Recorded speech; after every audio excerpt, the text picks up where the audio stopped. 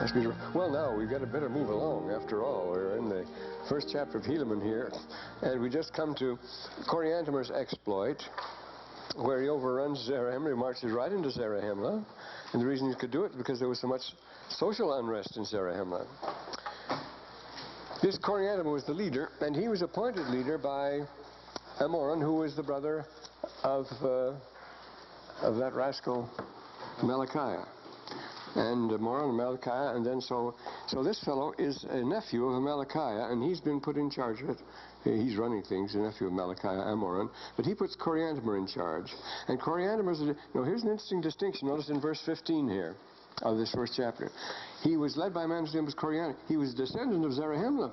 Means he wasn't a Nephite, and he was a dissenter from among the Nephites. So Nephites is a political term here, as it's been telling us a long time. He descended from the Nephites. That's the Nephite society. They all call themselves Nephites, you see. He descended from among the Nephites, you see. He was among the Nephites. He was a large and mighty man, but he was a descendant of Zarahemla, who was a Mulekite, of course, who founded Zarahemla. Therefore, the king of the Lamanites, and his name was Tubalot. It's very interesting because of the 26th dynasty at the time of the 22nd dynasty that preceded it, just before Lehi's time, the name Takalot, Tubalot were common names. Takalot was especially a name, but it follows that same structure. So a Nephite was a political term here, and then he appointed Coriantumr leader for this enterprise. He marched smack down into Zarahemla, and the reason they were able to make such an easy break-in was like Singapore or like Pearl Harbor. Their guard was down. They didn't expect anything at all, but wham, it hit them like everything. Remember, they said, the British said the Japs could never come through the Malay Peninsula to Singapore. It'd always be safe. So their mighty guns, they had 16-inch guns, they couldn't be pointed in that direction. They thought they were safe from that direction. That's where the Japs came from, of course. But as the great General Suvorov says, Jejot Oyen Gejot Cheloviek, Jejot Cheloviek, Jejot Armée. Where a deer can go, a man can go, and where a man can go, an army can go. So don't expect there's any terrain that can't be negotiated by an army if a deer can do it. And that's what the Japanese did in the Malay Peninsula. They just came down. The British had their big guns, but they couldn't point them at the Japs. They were pointed out toward the sea. Well, but there was so much contention among them, they hadn't kept sufficient guard, it says, over them. And as I say, we all know about Pearl Harbor. We had all sorts of guards there, but it's the mental state. This is the all-important thing, you notice, in war or anything else. And they marched with great speed. It was a real blitz attack here, it says in the 19th verse. And he cut down the watch, the whole army in the city. He took possession of the whole city, Zarahemla, right in the center of the land. Pacameni, the chief judge, had to flee. He was killed trying to get away. And Coriantumr then obtained possession of the strongest hold in all the land, which was the center. And then he went forth to expand his conquest toward the city of Bountiful and obtained the north parts of the land. That was the strongest part, you know. And he was met by small bodies, which they cut down. They should have practiced guerrilla warfare, as we've learned since then. And he marched right through the center, and he got him right in the center. But Moroni had put all the defenses on the outside. Of course, they never expected anything like that. So he was actually surrounded. Coriantumr had actually got himself surrounded, and he was taken care of. He marched through the land, the 27th verse, slaying people with a great slaughter, like the Nazi carnival going into Poland in September 38. And as Tertius and Calinus, the Greek poets, described how the barbarians marched. It's their ways to just go through and slaughter everything indiscriminately. It's the normal procedure for armies anyway. Moroni had sent forth Lehi to stop him. Now, when he meets Lehi, that's too much, because Lehi is a very tough guy. And they began to fall back on Zarahemla, and Moroni had them in their retreat, and there was an exceeding bloody battle, and Coriantumr was killed, and that's the center. Nobody had their hearts in this thing. Notice neither side was very worked up about it. They were both willing to call it quits then. The Lamanites did yield themselves into the hand of the Nephites. What did the Nephites do? They just let them go. That was all. Moroni took Zarahemla again, caused that the Lamanites who had been taken prisoners should depart out of the land in peace. Notice, no reparations, no indemnities. Well, is that wise? Look what they've done. Here was an army that raided their country, sacked their capital, killed people right and left, slaughtered everything, and yet they're let off, I say, without any reparations or indemnity or anything like that. Well, that was wisdom, of course, because the reparations and indemnities always lay the foundation for the last war. For the next war, excuse me. Remember World War I, when Clemenceau and Lloyd George insisted on making the Germans pay the last pound of flesh? Everybody been guilty there. Woodrow Wilson was against it, but his plan was turned down both by the Senate and those countries, especially Clemenceau, and they really cracked down on the Germans and forced the situations that brought about World War II. Economic, that and the Smoot-Hawley tariff that wrecked German economy. On the other hand, after World War II, the reason we've had peace after World War II, in spite of the people always picking up the Cold War and things like that, is the wisdom of two men, George Marshall and MacArthur, Douglas MacArthur. The one gave us put Europe back on its feet with the Marshall Plan instead of reparations. You see, in Germany immediately got back on its feet very quickly, and now it's the leading. That and Japan are the leading economic powers because of the wisdom of George Marshall and his plan. And the conqueror, the conquering hero, the Caesar, Douglas MacArthur, played the role of a very wise man. He could have done anything he wanted. He was the conqueror as far as the Japs concerned. He was it. And what he did, he gave them their democratic government. He made it possible. Take a man like that. So you don't need to, there's no point to making vicious reparations. After all, I think bombing Nagasaki and Hiroshima was bad enough. But no, there was to be no punishment, and there were to be no reprisals against them at all. And that's the reason we've had a fairly sane world since then, for a while being at least. So that's the way you do it, and it's very wise there. So then we go on now. Then what happens? The judgment seat, again, the troubles go on among the Nephites, though. Again, notice they fill the judgment seat. This judgment seat is most important. Well, who has more power than the Chief Justice of the Supreme Court today? Nobody does. As much power as anyone. They can make the law, the Supreme Court does. They make the final decisions. It rests with them. And so you get all this fuss about Carswell or Bjork, people like that. It's a very important office. The question is asked, now shouldn't that man be elected? He's someone who's appointed according to the whim of this person or that person, this interest or that person. He's appointed without having to run for office at all. Well, this happens to judges. And the power of judges is very great, as you know, and has led to a lot of questions recently. But Helaman was appointed to fill the judgment seat, and this Kishkumen, the hitman, were prepared to destroy Helaman too. And he was upheld by his band. Now we have organized crime, you see. His band, who had entered a covenant that no one should know their wickedness. See, we do not know what's behind, for example, Noriega. It goes way back, for example. But this organized crime, as we said before, if you were in business with a person who had no principles and knew he didn't, who would kill anybody for money, who would kill anybody and betray anybody and break any promise or do anything or shoot you in the back, how could you possibly do business with him and get along with him? Well, men like that gang themselves together because they know in unity there is strength. Say the only way you can bind them is with these fearful oaths and covenants, terrible things they take. So you have the evil brotherhoods as well as the righteous brotherhood. There's two sides to brotherhood, just as there are two sides to Babylon. There's a good side, a culture side. Athens was a great Babylon for a while, but only very briefly, as in the Book of Mormon. And there are also two sides to the warlords, as a matter of fact. We just mentioned those. They can be the great conquerors. They can also be the great peacemakers. The greatest of the warlords was Alexander, and he did more for civilization perhaps than any other man did. And so there are good sides to the warlords. There are also good sides to the primitives, who can have their bad sides. I mean, there can be tribes governed by witch doctors and practice cannibalism. That's not a good side. On the other side, there can be the gentle savages that Columbus discovered and so forth. Who are really gentle savages. There are such people. The Pueblo Indians, the peaceful Indians, the Moki, the Hopi, and so forth. So here we go. There was one. Now here comes an expert. This Gadian, now, he was a pro. He was the new professional capo of the Gadian, who was exceeding expert in many words.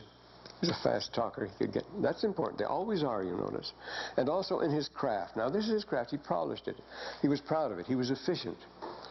He did a thorough job of bumping off. He would take a contract, and he was good at it, which was the secret work of murder, and he could crack a bank any time.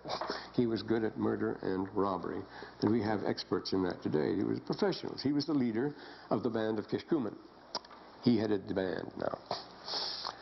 And he worked on them and said, look, if you'll put me in charge of the whole operation, I can take care of my boys.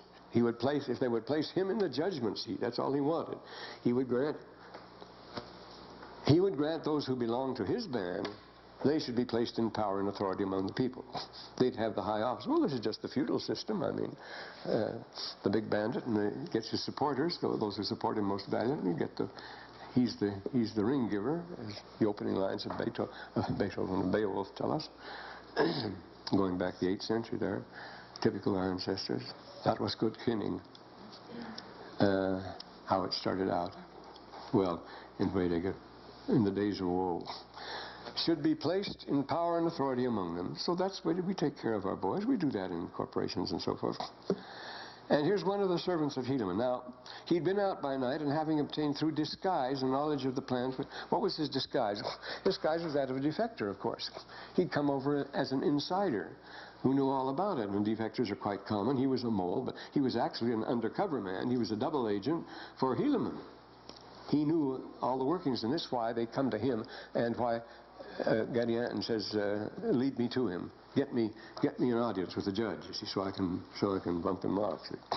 So, this is one of the servants of Helaman, because otherwise this looks rather confusing, but it isn't when you realize the nature of his disguise. He didn't wear a mask or a false mustache or anything like that, but his disguise was his persona.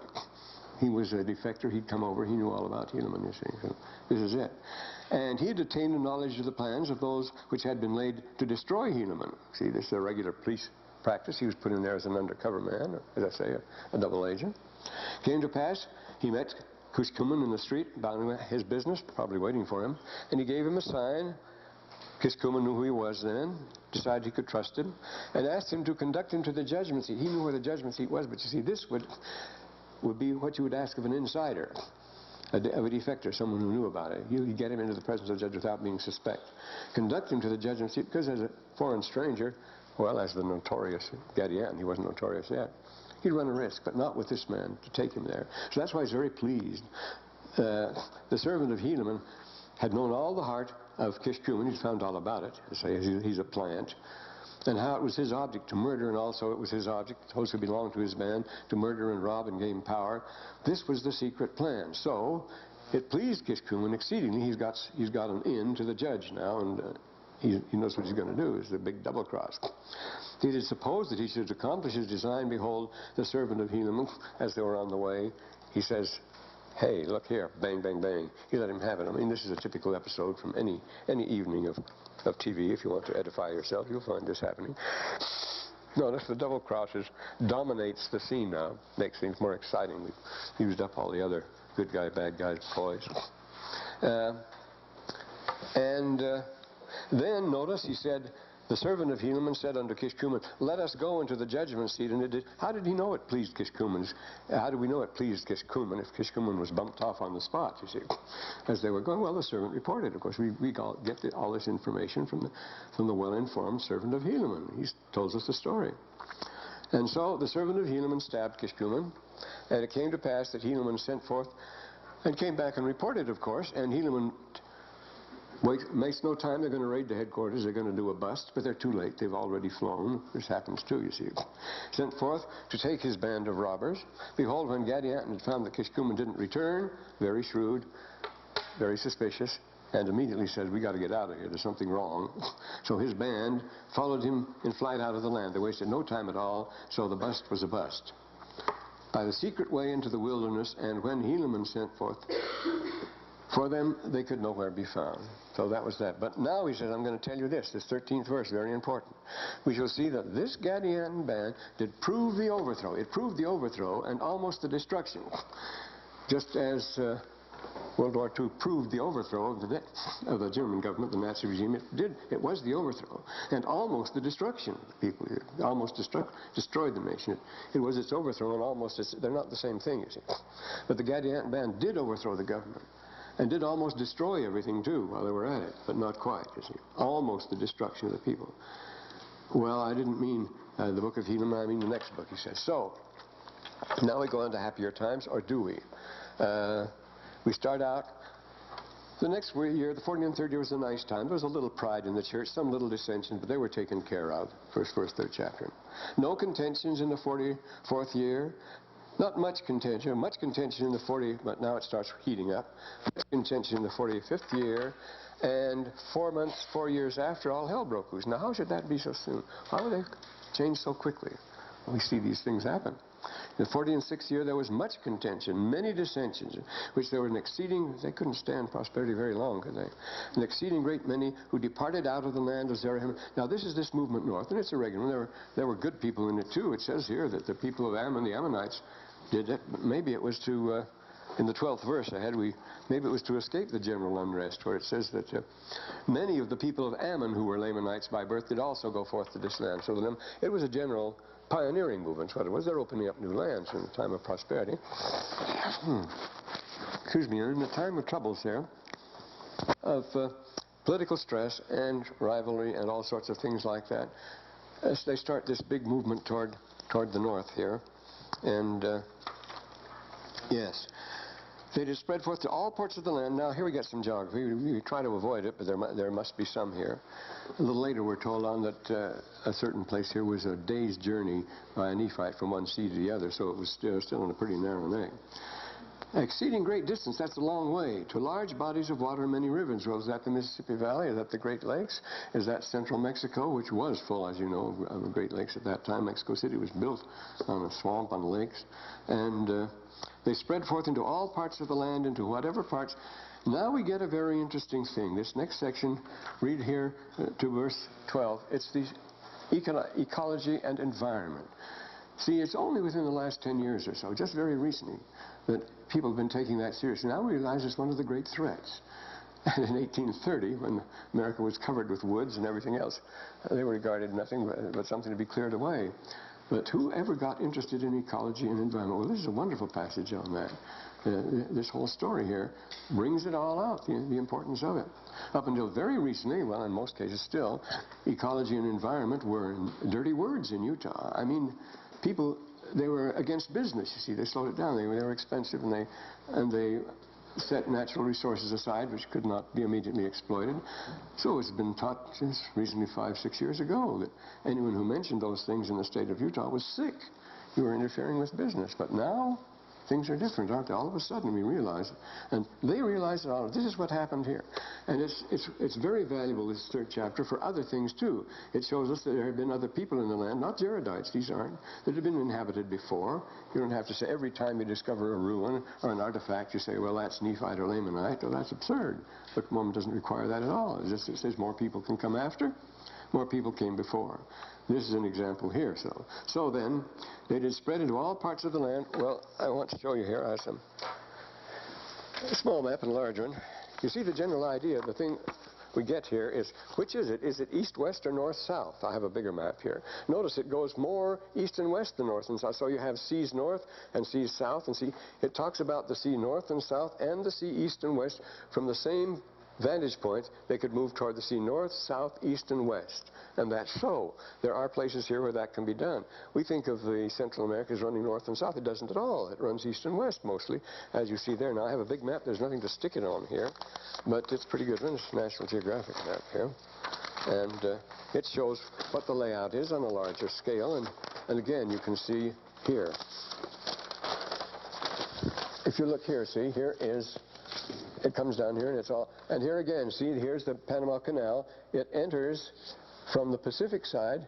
It enters it goes from east to west. Wait a minute. Yeah, this is the east. It enters the Caribbean, and it runs from east to west. Yes. I'm saying here, it enters the Pacific east of where it enters. It enters the Pacific. Yeah, it is, because this is east and west. Here are the lines of longitude here, you see. And sure enough, this definitely, Panama City of the Pacific is definitely east of Colon on the west. Yeah, Cologne is on the west. It can be very confusing. And so the Book of Mormon keeps telling us about seas on the east and the west and the north and the south. And I say there's no point in getting all tangled up in this at all. But you get the general... And here is a land of many waters, you see, Nicaragua, and many rivers, too. Nicaragua, in fact, the clutch on Nicaragua wasn't the United Fruit. It was, we were going to build a canal all through the 20s and 30s. As late as the 40s, the big plan was to get rid of the Panama Canal, which was too dangerous, too exposed, and build a real canal right through Nicaragua, where it would have been easier. It's water all the way, so you can go from the Indio River right over to this huge lake Nicaragua and out that way. It actually would have been easier, they said, in Nicaragua. Well, but anyway, it's up there. Oh, where? Then you get to the Valley of Mexico. I have another map there, and that's all water. But there are places. But how far is exceedingly far, I'd like to know. Oh, here's an interesting thing here. Another thing I was going to read from, and it's rather important too to realize this, that hey, where did I didn't leave it on at home, did I? I always do things like that. I was so sure to bring that thing. That was, oh no, here, just right here in front of me. And it has a map in it. It's written by a Mexican anthropologist and archaeologist. No, he's Peruvian, isn't he? And here it shows a picture of North and South America, and he shows the distance from one end of the Inca Empire to the other end up here to be exactly the same as to be farther than from the entrance of the isthmus to New York City, you see. So they could... And the point he makes here is that this Inca Empire is through the rugged Andes and so forth, yet they had roads the whole length of it, and they moved back and forth on a daily basis. They had a milk run from one end to the other, which is greater than the distance from here to New York, or from Mexico City to New York. You could go right through. And much more rugged, this could be much more quickly negotiated than this, which is, as I said, was done quite often. So is Camorra too far? Is Camorra a bridge too far? I don't think it is. Not the way Indians move around. Well, anyway, we're not going to argue about those things. You can argue about that till the cows come home. And so they went a great distance, but this is the point here, into whatever parts it had not been rendered desolate and without timber because of the many inhabitants who had before inherited the land. Now we learn about we get to the history of the Book of Ether, as we do. The others, they were nomads, wandering grazers, and they were very mobile in the manner of the Asiatics and so forth. And they were in this north country, as it said, who were disappeared, destroyed upon this north country. It starts out. They're in the north areas, and they're different people entirely. It's a different culture. But these people were obviously practicing what the Mayans still practice, the age-old slash and burn. And they've cut it all out. What you do, remember, you cut down the jungles, and then the ash deposits makes the soil rich for a few years, but then it wears out. And as you know, jungle soil is very poor soil, so you have to move on. What you do is cut some more jungle. And then the ash and so forth, and that a while. So you keep progressively, with slash and burn, you keep progressively destroying the forest. That's what's worrying people today, of course. Except now it's being done for the cattle raisers, the cattle barons, as far as that goes. This is done systematically, not only there, but in other countries as well, but especially there. Now, no part of the land was desolate, save it were for timber. They didn't have that. But because of the greatness of the destruction of the people who had been before inhabited the land, it was called desolate. So they called that land, there had been people there before, but there's not a trace of them left. And we know that lots of Jaredites escaped and went back into the woods and were crawling around. People with Jaredite names turn up and intermarry with the Lamanites, a lot of that. But here, the land was called desolate. It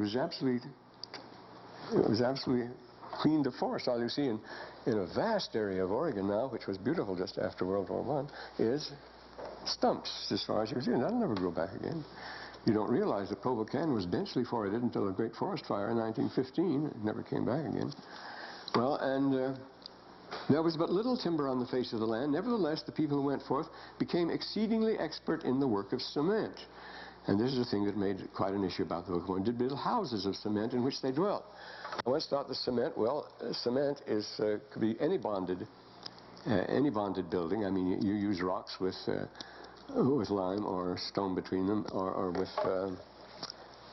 with adobe or something between them.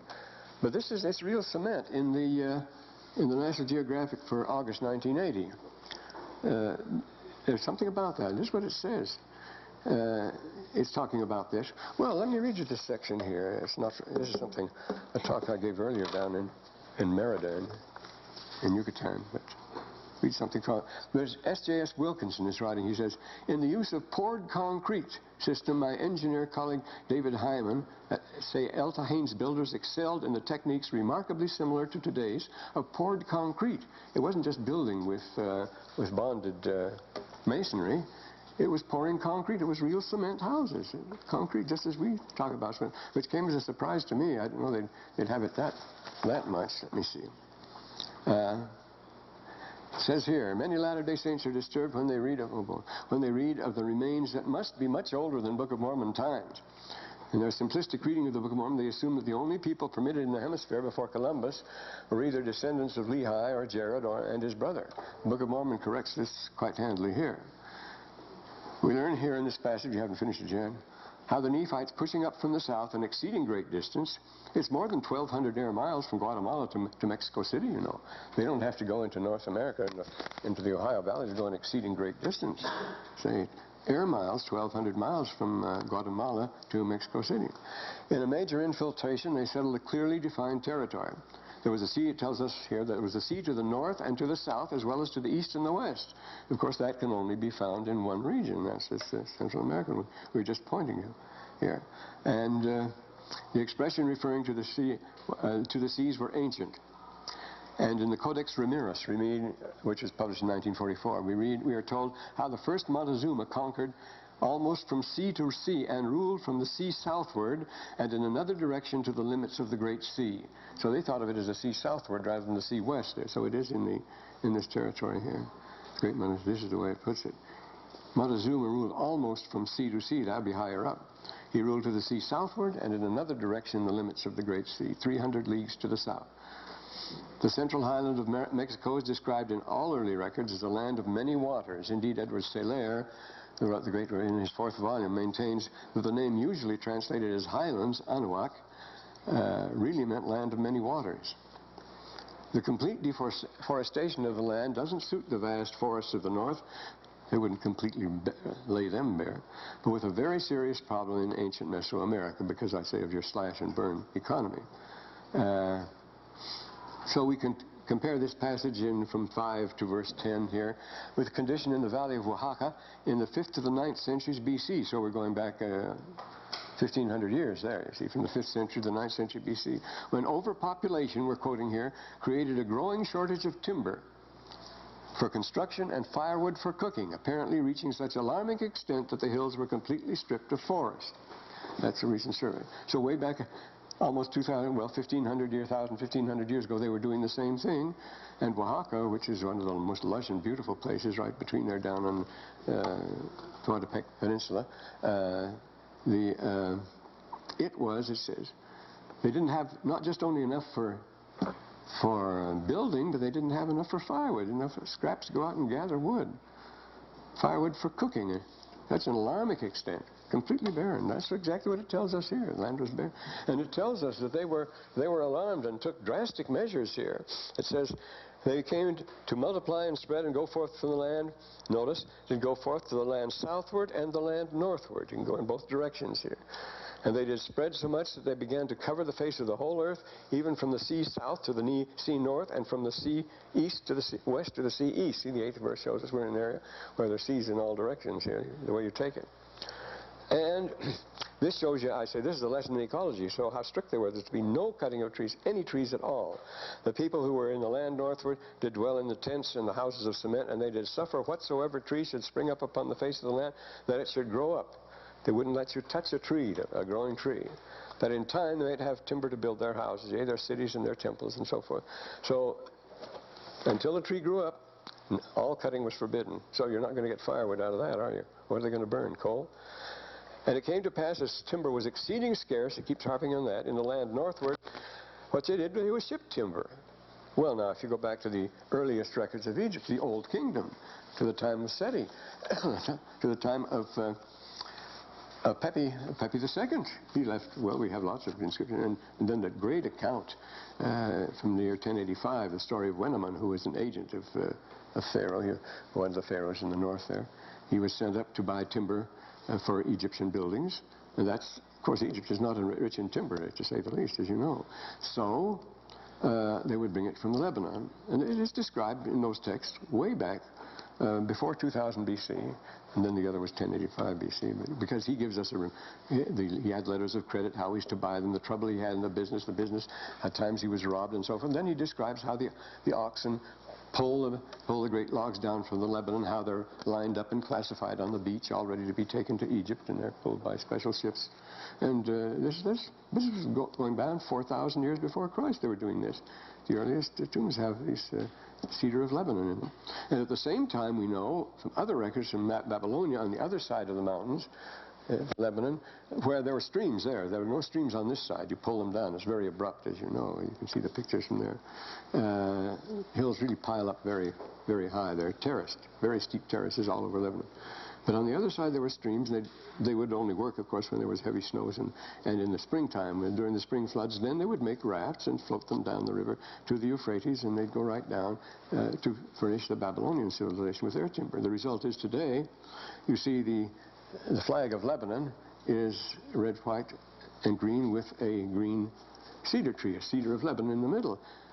But you can find about half a dozen cedars of Lebanon today in a few little pockets where they've been preserved or replanted. You'll find a cedar. Here, they're sprung up, but just, there must be 100 or 2 in the land. I mean, that's about all there are. You can't find cedars of Lebanon. They've been bare ever since, but one time that supplied the world with all the timber it needed for thousands of years. Plato describes the same thing as happening in the Peloponnese, and how barren. So ecology is more important than you think. Once those forests go, they don't come back. The French made a very extensive study of the Sahara Desert after World War II, in which they concluded that it had been a mimosa plain as late as the Middle Kingdom of Egypt, and full of lakes, sparkling streams and lakes and so forth, and now it's a man-made desert. The Sahara? That's amazing. But deserts do spread. We're living in a day of spreading deserts. As you know, you can stand on the cliffs on the left bank of the Rhine, of the Nile, and watch those huge dunes, the way they're moving, swallowing up what little farmland is left now while the population increases.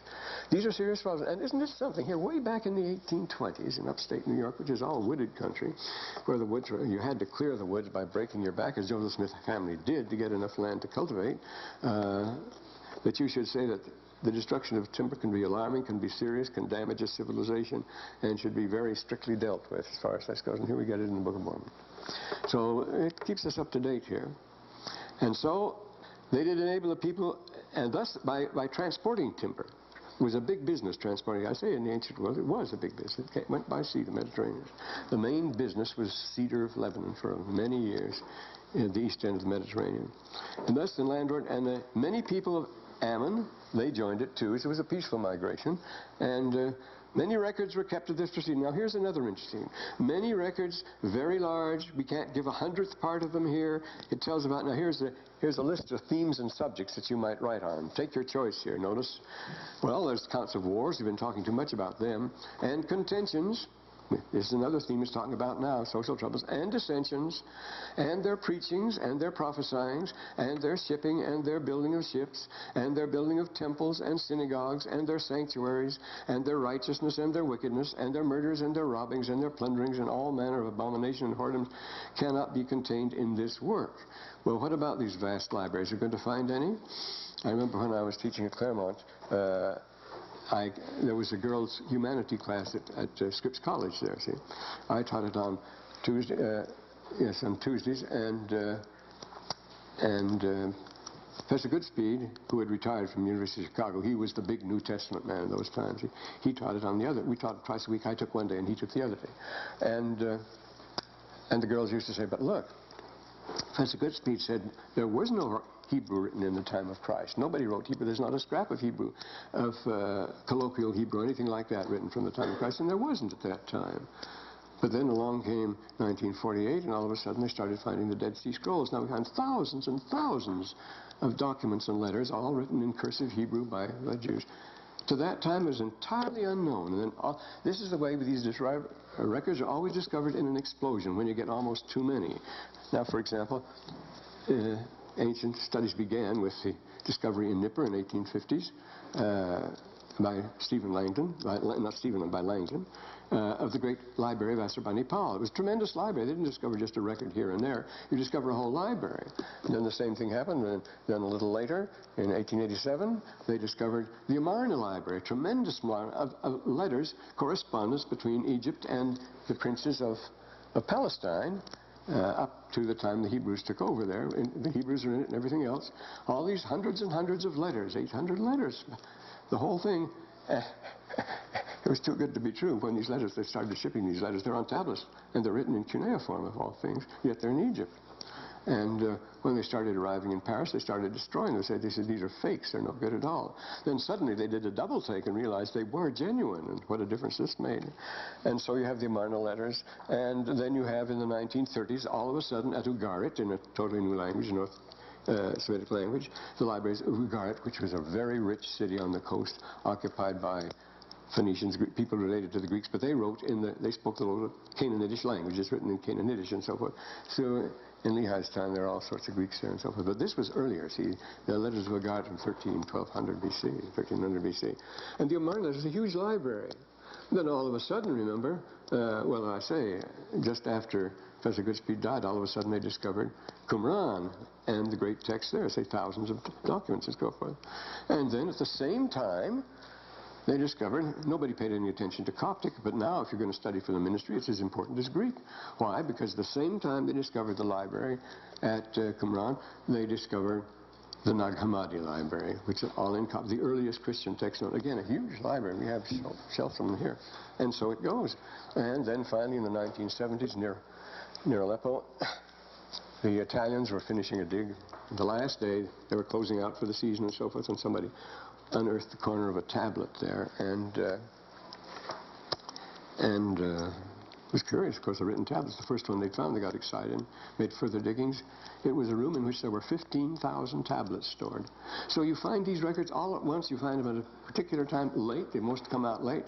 I wouldn't be at all surprised. Their records are stowed somewhere, and sometimes they'll turn up. Well, after all, Father de Landa burned thousands of them. That may have been the big library that he destroyed, you see. And then he did the same thing as the buyers of the Sibylline documents, the Roman Sibylline documents. See, the 7 Sibylline texts in the Roman Senate was going to buy them for a high price. The Sibyl asked too high a price. They had nothing doing. So she destroyed one tablet and doubled the price. They wouldn't take it. He destroyed another and double that price. Well, increasing exponentially, you can imagine the fabulous price she asked for the last tablet, and they were only too glad to get it then.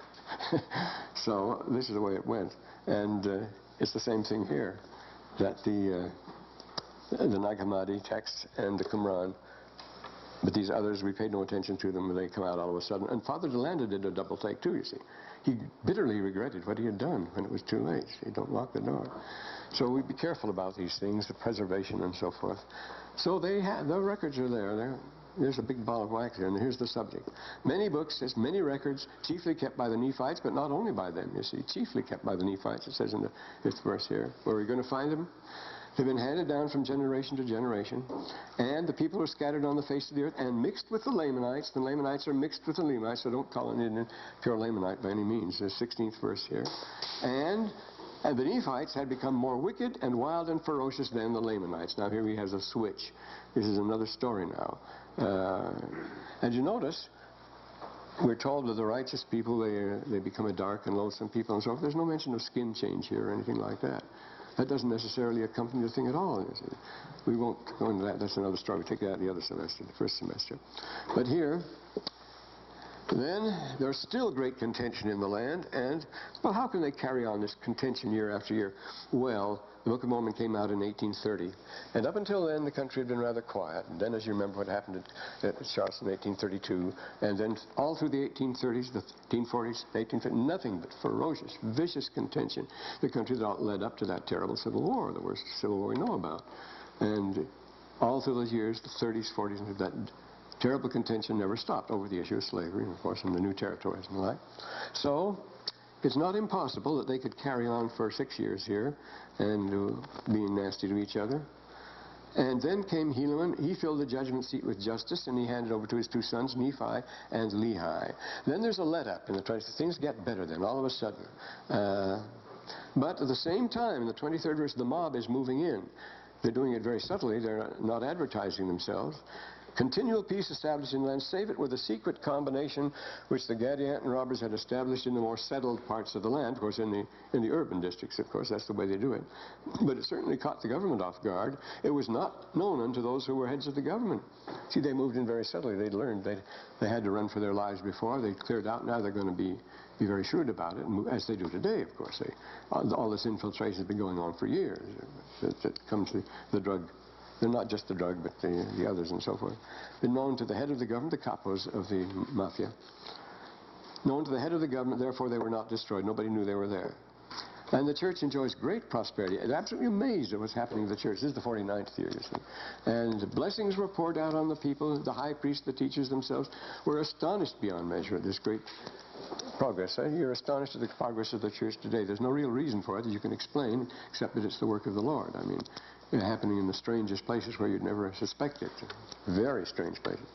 And baptizing people by the tens of thousands. They never expected that. Thus we see, now this is a very interesting thing here, the 27th. We've been talking about people who couldn't get along together. There was constant trouble and so forth. But who's to blame and what are we to do about it? Human nature is human nature. You get a kennel full of dogs and you don't pen them up or anything. You just let them loose, and what happens? One dog will bound to start making trouble. They're dominant and submissive among all animals, and someone's going to fight back. There's going to be trouble, and the whole thing, and then there'll be pandemonium in the kennel, as long as the master isn't there. But if there's a kennel master's there, everything will be all right. But God's left them, men are the same way.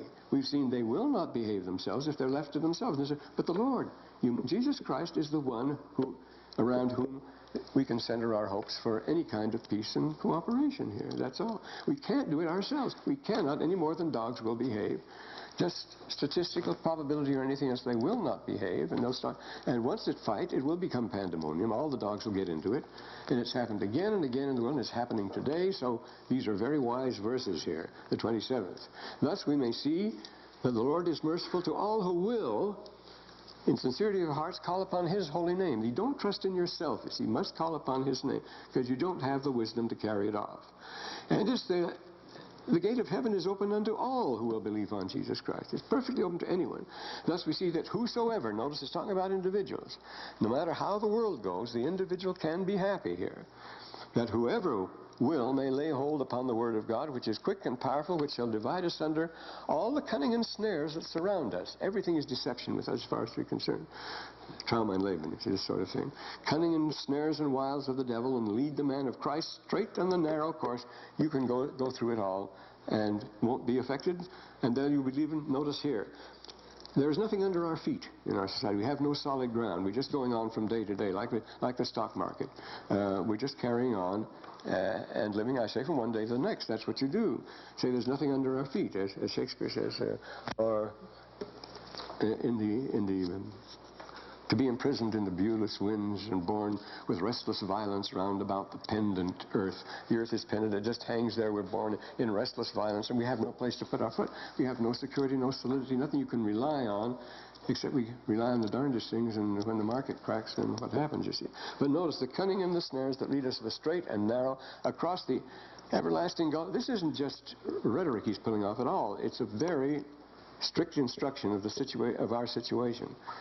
A gulf of misery which is prepared to engulf the wicked and land their souls here on the other side, to sit down, notice, sit down with Abraham, Isaac, and Jacob, with their holy fathers, and go out no more. See, that's solid security. To sit down and never have to go out again, you see. This is very vivid imagery here. This is what atonement is. Home at last, at one, be one united with Abraham, Isaac, and Jacob. And that's what the gospel is for. And so they could have continual rejoicing with this assurance in Zarahemla. Well, how can you rejoice continually? Don't you get worn out? No. I'm told from many reliable sources that the pioneers rejoiced continually. They were happy all the time. In their worst sufferings and so forth, they said, we just celebrated. We just thought it was a picnic. We were like people that had just been let out of jail. Sure, we had hard work and so forth, but it was fun.